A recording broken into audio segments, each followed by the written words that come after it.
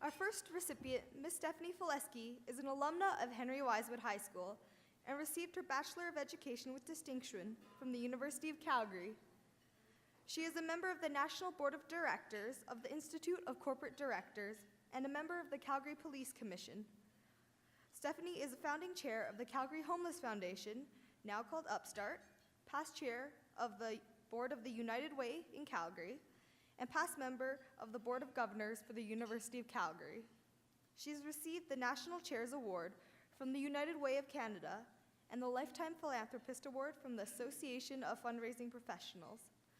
She's a member of the Order of the Canada, has an honorary Doctor of Laws from the University of Calgary, and the designation of ICDD from the Institute of Corporate Directors. Please help me welcome Ms. Stephanie Felesky to the stage.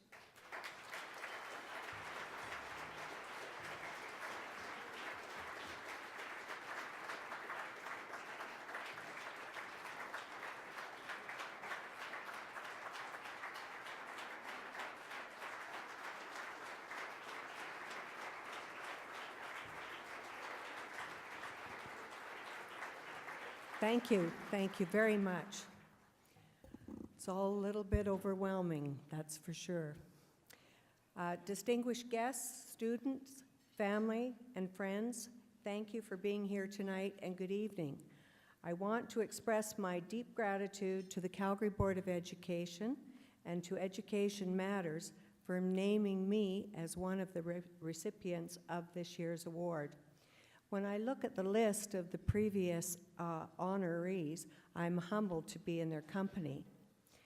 I'm grateful for the support of my family, my husband Brian, and our children, Samara and Wade, and daughter-in-law Rebecca, who are able to be here tonight along with many dear friends and colleagues. Thank you. I'm honored and privileged to be receiving this award. Honored to be recognized for the success I attribute to the many teams of people that I've had the opportunity to work with over the years, and privileged to share some thoughts and some insights about inspiring education. The first insight I want to share is that we do not get anywhere in life by ourselves. Friends, partners, coaches, teachers, and most of all, our families support us as we work together towards our goals.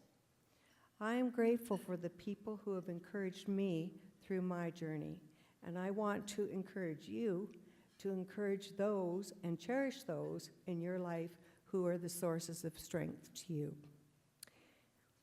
The greatest source of, I'm going to get weepy here. The greatest source of encouragement for me over the years is my husband, Brian. I am indebted to him for his support and honored to be recognized alongside of him tonight. Amazing. The second insight I want to share with you is that we are highly influenced by the relatively short time that we spend in school. Beside parents, our schools, and in particular our teachers, have the greatest impact on our lives. From Miss Legg in grade 2, to Mr. Robinson in Chemistry 10, to Miss Dyer in grade 12, I learned valuable life lessons. But most of us have that one teacher who we look back to as the source of so much of our inspiration. For me, it was my history-loving grade 8 social studies teacher, Miss Kishore. It was during the time of desegregation of schools in the southern United States, and she kept us absolutely riveted with all the happenings that were going on. A conference for students was organized by the local Council of Christians and Jews, and they wanted students to come and discuss topical issues around diversity and inclusion. Many of the students in our class were eager to attend, and of course, Miss Kishore was more than happy to sign us all up. One day, Miss Kishore took me aside and told me that, unfortunately, students had to be 14 to attend. I was only 13. I was shattered by the news, but she pleaded my case, and I was allowed to attend if I would help make the lemonade. True story. When life gives you lemons, you make lemonade.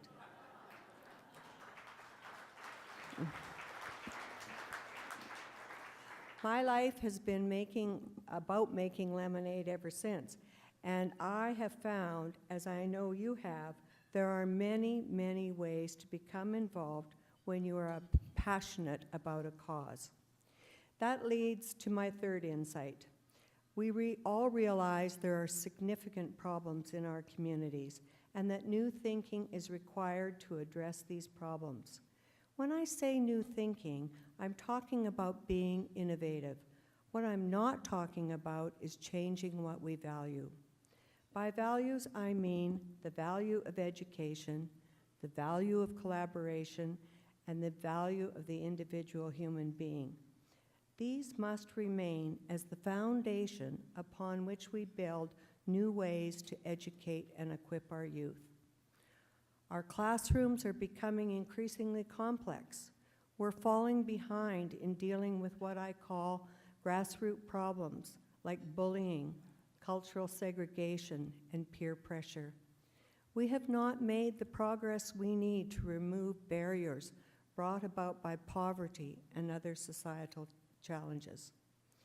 I think many, especially those on the front lines, are suffering from what William Synod calls the 3 F's: frustration, futility, and fatigue.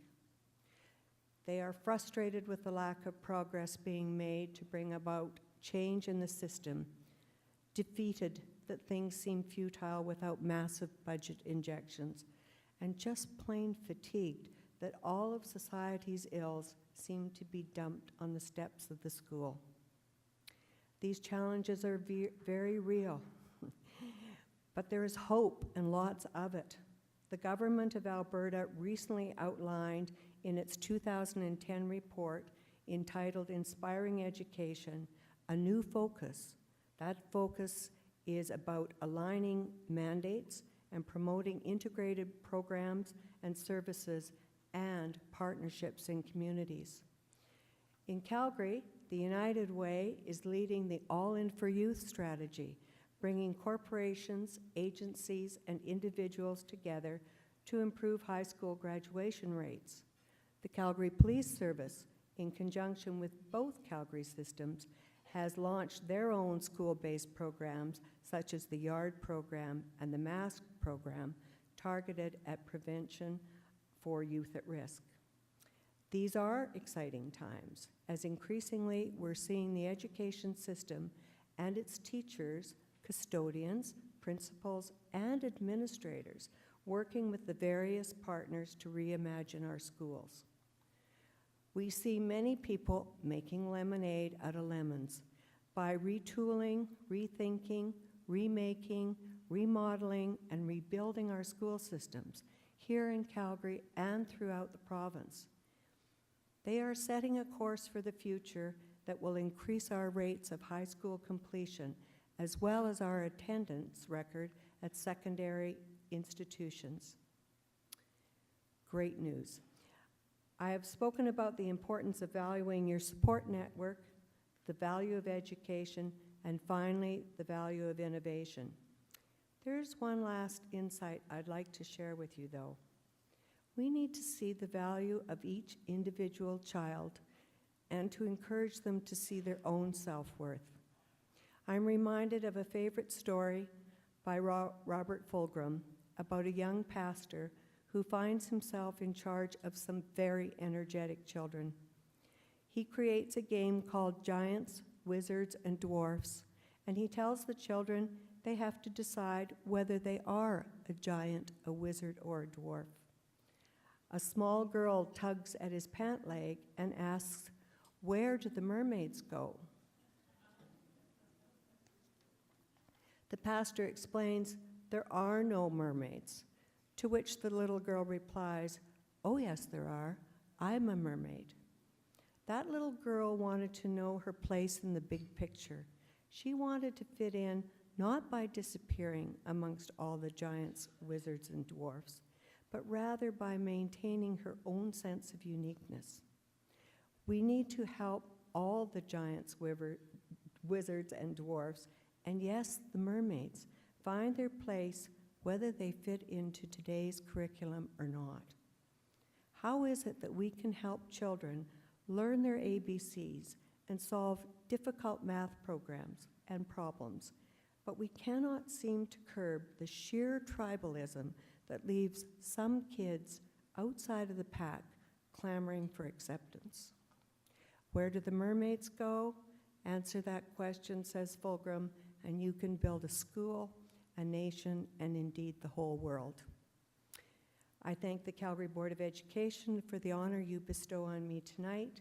I thank the Calgary Board of Education and all its partners who are diligently seeking solutions to complex problems.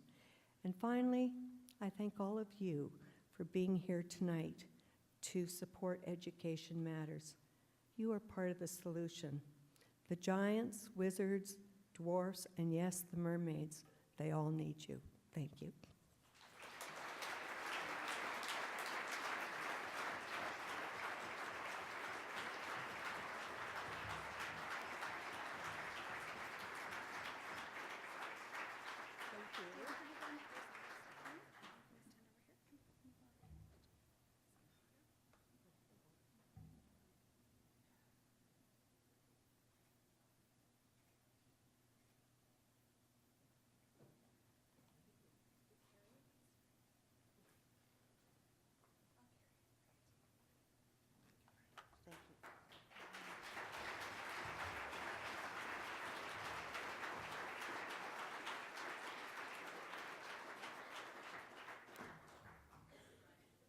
Thank you, Ms. Felesky, for that inspirational speech.